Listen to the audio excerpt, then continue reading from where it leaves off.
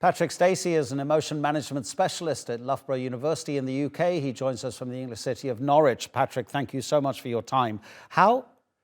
Let's bear in mind there are 4 civilians and 1 professional on board. How do those people avoid panic and falling into complete despair? Perfect question. The onus really is on the leader. So the pilot, the commander really must not only take control and show leadership, but take emotional leadership in this situation and make sure that they are very calm and focused on the problem at hand. It reminds me a little of Apollo 13. But Commander Lovell, who saved himself and his colleagues, he had 2 other professionals with him. So how does the captain, the commander of this sub, manage these 4 civilians and keep them occupied so they don't have too much time to think about their situation?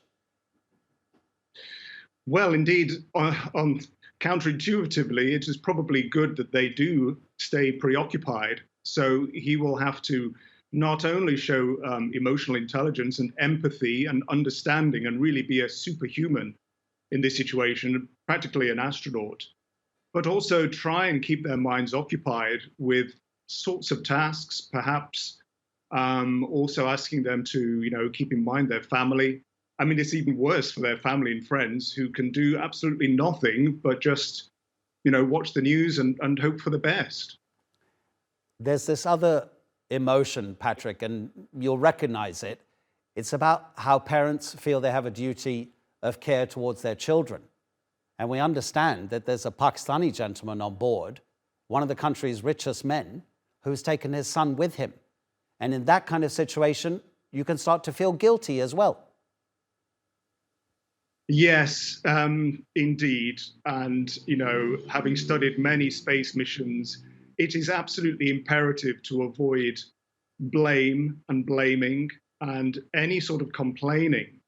I know that NASA and so other space agencies always advocate absolute zero tolerance when it comes to complaining, negative thoughts, and so on. But they are trained, of course, and there is an enormous system around them to support them. But in this case, there is no such system to support them.